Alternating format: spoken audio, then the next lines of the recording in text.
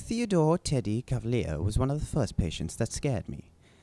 I remember the day that I met him. He was staying in room 428B in the psych ward. I had done this before, mostly talking to suicidal patients. Theodore was not suicidal. When I walked into the room, he was sitting on his bed facing the door. It startled me to walk into the room and find someone staring right at me, but then I smiled at him and I sat myself down on the desk by the door.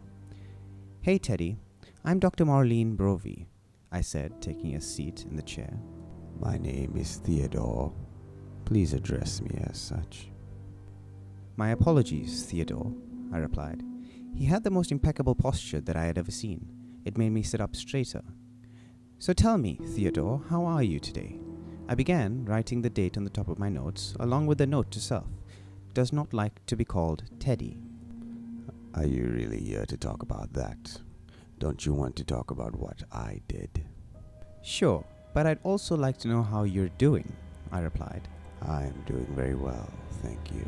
It's a bit cold in here, but they said I had to get used to it. Watching Theodore talk was very unsettling. He remained perfectly still, like a statue. Only his mouth moved when he spoke. I wondered if he was even breathing. I had never seen a human look so still and dead. "I'm sorry to hear that, but you do seem to have a coat, so that should help," I said, smiling at him. He simply stared at me, with absolutely no emotion on his face. I cleared my throat to interrupt the silence. "I have your medical history here, and I'd like to get into that. But first, I'd like to ask you some questions about your family. Is that all right?" Of course. "All right then. Let's start with your parents. How would you describe your relationship with them? Did you like them? Did you get along?" Theodore didn't move as he responded. My parents were people of average intelligence. They could never help me with my problems because they did not understand. I think they feared me because they knew how much smarter I was than them. I jotted down some notes. "I see. What about your sister, Emma?" Her name was Emilia. I didn't care much for her. "And why is that? Was it the age gap? 8 years, am I right?" No, she was too messy and she cried too much. It gave me terrible headaches. It was getting more and more uncomfortable as time passed. The perfect, unflinching posture and proper manner of speaking combined with the steady silences between questions were odd. Of course, I knew before I came in here that Theodore was not of sound mind, but no one had really filled me in on his condition.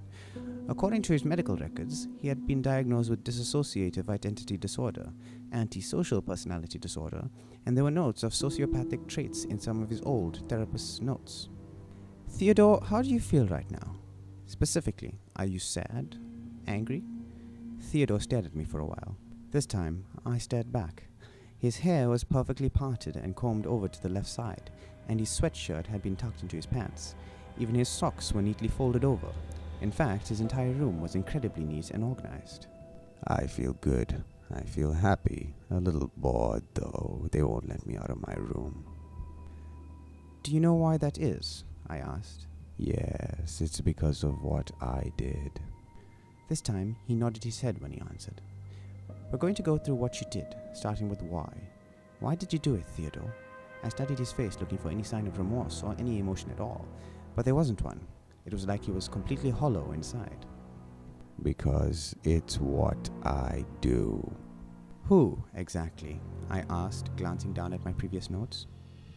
Well, me, Theodore Cavalier.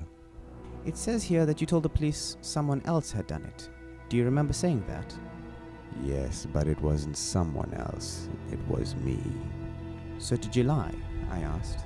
Of course not. "Theodore, it says that you claimed Jack the Ripper did it." Theodore pressed his lips together into what appeared to be a faint smile. I am Jack the Ripper. Jack the Ripper, as in the serial killer in the 1800s. The one and only. "Why do you think you're Jack the Ripper? How is that possible?" I asked. You're ignorant too, just like my parents. They didn't believe me either. "I'm not saying that I don't believe you, Theodore. I'm simply looking for more information.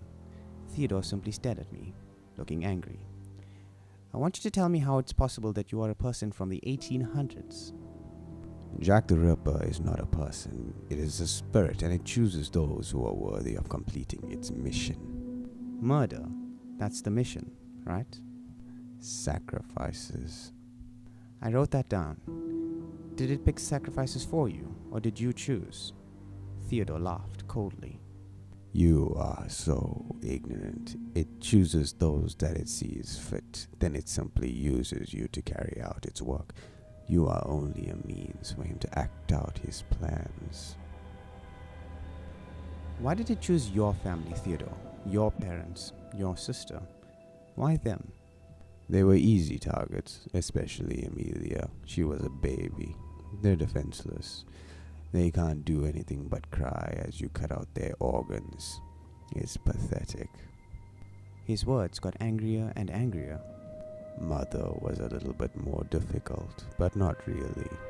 She tried to fight me off a little bit, but after a while she just cried. It was pathetic. I watched his face light up as he recalled the story. Father was the hardest because he was strong. He was a construction worker, but it helped me. It gave me the extra strength, and I was finally able to push him out the window. His death was far more disappointing. Theodore spent the rest of his life in mental institutions due to his mental state and belief that the spirit of a killer made him kill his parents and 2-month-old sister. Yesterday morning, Theodore died at the age of 28 due to some heart conditions. The reason that I'm recalling all of this now is that recently I've been having dreams about killing my family. And last night, I woke up to find myself holding a knife over my husband's sleeping body.